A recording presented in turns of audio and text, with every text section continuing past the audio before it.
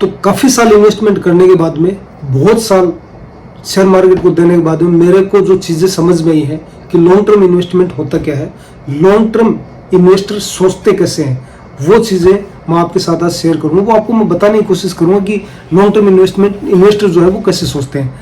5 से 7 चीज़ें हैं वो मैंने लिख ली है, जिससे वो कोई छूटे ना, मतलब छूट ना जाए। तो वो मैं आपको बताने की कोशिश करता हूँ कि अगर आप लॉन्ग टर्म आप शेयर मार्केट में काम करते हो, लॉन्ग टर्म सोच रखते हो, देखो पैसा बनेगा तो लॉन्ग टर्म में ही बनेगा, ये चीज़ आप याद रख लेना। आप अगर पैसा बनाना चाहते हो और सोच लॉन्ग टर्म की रखना चाहते हो, उदाहरण उठा के देख लो, राकेश जुन्नवाला, वॉरेन बफेट, रामदेव अग्रवाल, विजय केडिया जी, जितने भी बड़े बड़े इन्वेस्टर हैं जिन्होंने वेल्थ क्रिएट की है वो लॉन्ग टर्म में की है। मेरे को 8-10 साल मार्केट में वो काम करते हुए मेरे से बहुत सी ऐसी गलतियाँ हुई हैं, बहुत से ऐसे स्टॉक्स मैंने छोड़ दिए जो आज 10-10 गुना हो रखे हैं। फॉर एग्जांपल एनसीसी मैंने 20 रुपये पे खरीदा था कोविड में, और वो उसमें लगभग 120 रुपये पैसे निकल गया, वो वापिस वहाँ से उठ के 300 रुपये चला गया, क्योंकि मेरी सोच थी वो लंबी नहीं थी, ठीक है। और राकेश जुन्नवाला जी ने उसमें इन्वेस्टमेंट कर रखा था, वो अब भी उसमें इन्वेस्टेड है। तो जो लॉन्ग टर्म जो इन्वेस्टर होते हैं उनकी सोच क्या होती है, वो क्या सोचते हैं, उन चीज़ों पे बहुत टाइम आप काम करते हो ना, आप बहुत दिन मार्केट में रहते हो, तो आपको उस चीज़ को पता चलता है उन चीज़ों का आप गलती कर करके सीखते हो कि मैंने क्या गलत किया, ठीक है। तो मैं आपसे 5-7 चीज़ें हैं वो शेयर करता हूँ कि लॉन्ग टर्म जो इन्वेस्टर है वो कैसे सोचता है, और अगर लॉन्ग टर्म इन्वेस्टिंग करनी है तो कैसी सोच रखनी है आपको। तो देखो, सबसे पहला पॉइंट है वो सोचते हैं डिकेट्स की मतलब ये है कि वो 5, 10, 15, 20 साल की सोचते हैं। वो ऐसे नहीं सोचते कि आज मैंने कोई स्टॉक लिया है उसका कल प्राइस देखना है, या 2 महीने बाद में, 3 महीने बाद में उसको बेच देना है। वो सालों साल उस स्टॉक को रखते हैं, 15, 20 साल स्टॉक को होल्ड करते हैं। तो उनकी जो सोच होती है वही ऐसे होती है कि मेरे को मतलब इस स्टॉक को बेचना है तो बहुत लंबा रखना है, बेचने की सोचते नहीं है। बेचना तो वो उनको पता ही नहीं कब बेचना है, जब उसकी वैल्यू आ जाती है, जब वो बहुत अच्छे रिटर्न दे देता है तब वो जाके उसको मतलब बेचते हैं। बहुत ओवर वैल्यूड हो जाता है, बिजनेस को उसका खराब हो जाता है, तब उसको बेचते हैं। नहीं तो उनको बेचने का पता ही नहीं होता कि स्टॉक बेचना अपने को कब है।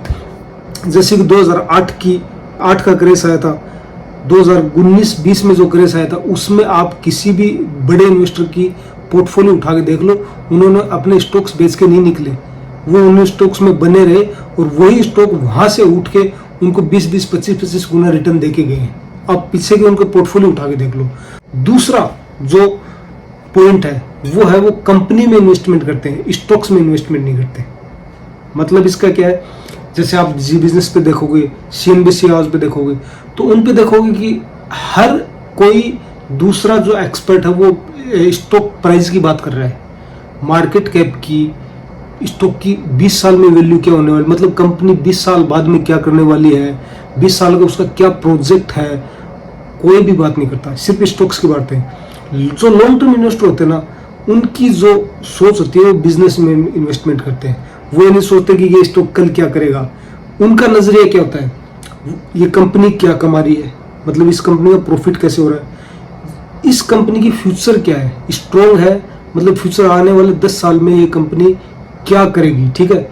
और तीसरा, ये जो कंपनी है आने वाले 10 साल में रिलेवेंट, मतलब मार्केट में रहेगी भी या नहीं रहेगी।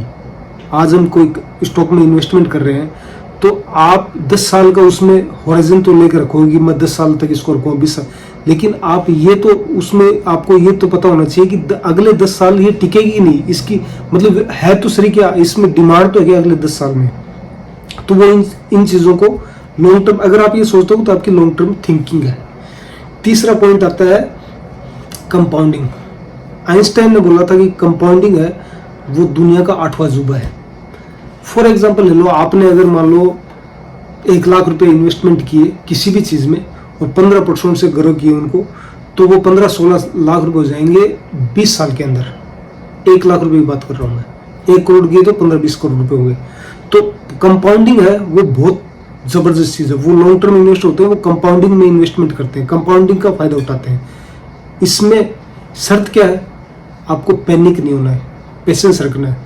जैसे मार्केट गिरा तो आप पैनिक हो गए, बाहर निकल गए, वापस अंदर घुस गए, इन चीज़ों में आपको घुसना नहीं है, ठीक है। इन चीज़ों के बारे में नहीं सोचना। किसी बिजनेस में इन्वेस्टमेंट कर दिया तो स्टिक रहना उसके साथ, मार्केट ऊपर जाए नीचे, ये ट्रम्प आके कुछ भी बोल देते हैं, कोई भी रशिया यूक्रेन की लड़ाई हो जाती है। मैं बहुत बार इन चीज़ों से मतलब बहुत परेशान हूँ।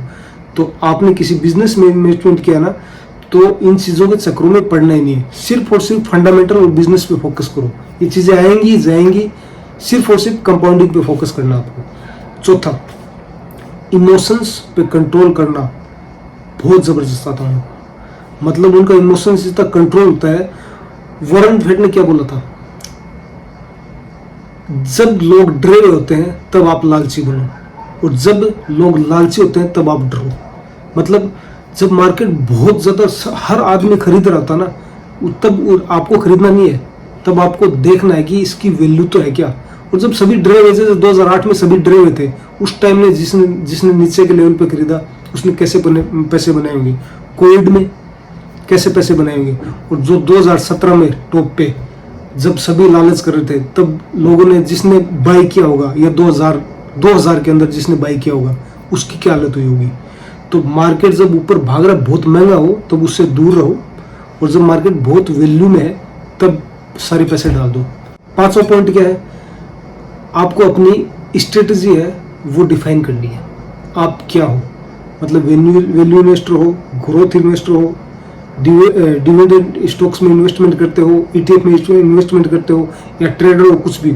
देखो हम तो वैल्यू इन्वेस्टमेंट की बात करते हैं। छोटी कंपनी में इन्वेस्टमेंट करो, मिड कैप में करो, लार्ज कैप भी बहुत बार क्या होता है, लार्ज कैप भी बहुत नीचे आ जाती है, उनमें भी इन्वेस्टमेंट करो, लेकिन वैल्यू इन्वेस्टिंग करो।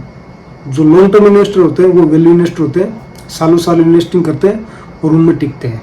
सिक्स्थ पॉइंट क्या है, अपने आप में इन्वेस्टमेंट करो, सीखो। सीखना सबसे इंपॉर्टेंट है। वॉरेन बफेट का जो मतलब लोग बताते हैं, वॉरेन बफेट अपना 80% टाइम सिर्फ रीडिंग में लगाते थे, पढ़ते थे। रामदेव अग्रवाल जी आज भी वो बोलते हैं कि मैं 1 वीक में 2 वीक में एक बुक खत्म करता हूँ। बुक मतलब रीड करते हैं, उसके अलावा वो जो ये अपना एनुअल रिपोर्ट पढ़ना, कोई रिसर्च करना, वो तो उनकी चलती रहती है। तो देखो 4-5 बुक्स हैं, वो मेरे पास में पढ़ी है, मैं आपको बता देता हूँ। ये जो बुक्स हैं, वॉरेन बफेट, पीटर लिंच की one upon wall street, common stock, uncommon profit, ये तीनों है वैल्यू इन्वेस्टिंग बुक। इन तीनों को जरूर रीड करें। उसके बाद में ग्रोथ स्टॉक्स में आ जाते हैं, ग्रोथ इन्वेस्टिंग जो करते हैं उनमें आता है। ये है how to make money in stocks. और दूसरी आती है मार्क विरवानी की trade like a market wizards. ये 5 बुक्स हैं, इनको आप रीड करो, आपको बहुत कुछ सीखने को मिलेगा। सबसे इंपॉर्टेंट है रीडिंग करना, सीखना। तो वीडियो आपको पसंद आया तो वीडियो को लाइक करें, और कमेंट में मेरे को ये बताइए आपने कौन सा ऐसा लॉन्ग टर्म के लिए, कौन सा ऐसा स्टॉक है जो लॉन्ग टर्म के लिए 10, 15, 20 साल के लिए अपने पोर्टफोलियो में रखा हुआ है।